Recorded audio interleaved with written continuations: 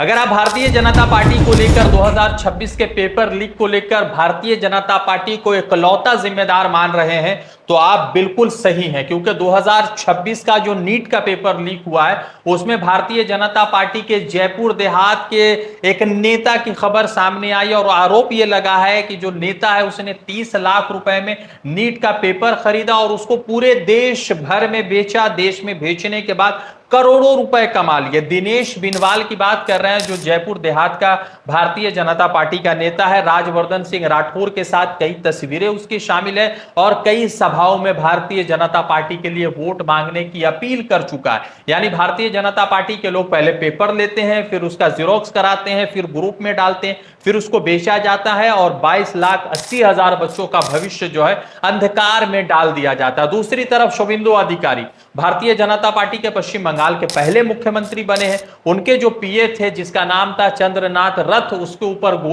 गोली से उसको कत्ल कर दिया गया, मर्डर कर दिया गया। 3 लोगों को उसमें गिरफ्तार किया गया। जो 3 लोगों को गिरफ्तार किया गया उसमें एक का नाम था शेरराज सिंह, जो बलिया का रहने वाला था। उसको उत्तर प्रदेश के अयोध्या से गिरफ्तार किया गया और वो ऐसा व्यक्ति था जो हिंदुओं को लेकर सवाल उठाता था। मगर अफसोस की बात है कि जब हिंदुओं की सरकार बन गई, खुद से जो है लगातार बहुत सारे आरएसएस के समर्थक, बीजेपी के समर्थक ये कह रहे हैं कि बंगाल भी भगवामय हो चुका है, तो फिर शुभेंदु अधिकारी के पीए चंद्रनाथ रथ को एक हिंदू शेरराज सिंह ने क्यों गोलियों से भून दिया, ये भी सवाल पूछा जाना चाहिए। यानी कि पहले सरकार बनाने के लिए वोट की अपील करते हैं, फिर अगर सरकार बन जाता है तो मुख्यमंत्री, बीजेपी के मुख्यमंत्री के पीए को गोलियों से भून देते हैं, गोलियों से कत्ल कर देते हैं। तीसरा सबसे महत्वपूर्ण सवाल यह है कि जो लोग भी भारतीय जनता पार्टी के वोट चोरी का काम करते हैं, वोट चोरी में सहयोगी बनते हैं, उनको भारतीय जनता पार्टी बड़ा पोस्ट देती है। जैसे कि मनोज अग्रवाल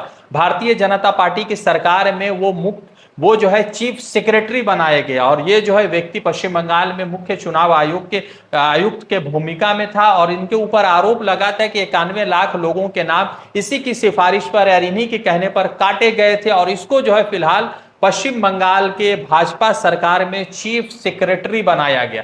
दूसरा नाम आता है सुब्रतो गुप्ता का, जो बंगाल में एसआईआर के स्पेशल ऑब्जर्वर थे।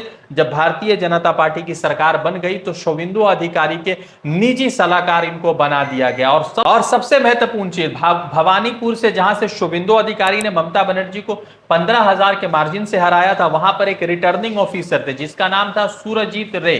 उसको भी जो है सुरजीत रे को भी पश्चिम बंगाल में सीनियर डिप्टी सेक्रेटरी बना दिया गया है और शुभेंदु अधिकारी के कामकाज को संभालने वाला बना दिया।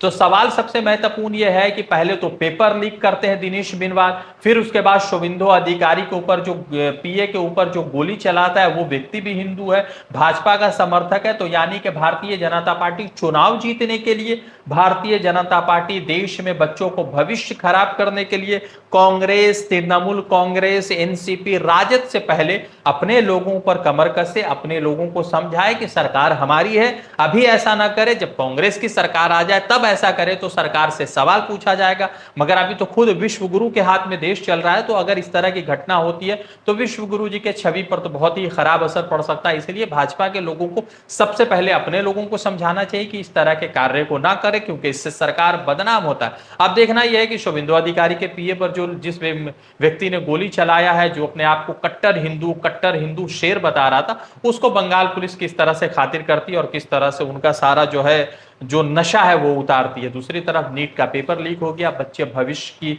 चिंता में डूबे हुए हैं, तो इस मर्तबा बच्चे के भविष्य को लेकर सरकार क्या कुछ निर्णय लेती है, ये भी एक बड़ा सवाल उठता है। रजा अंसारी की रिपोर्ट, द इंडियन खबर के लिए।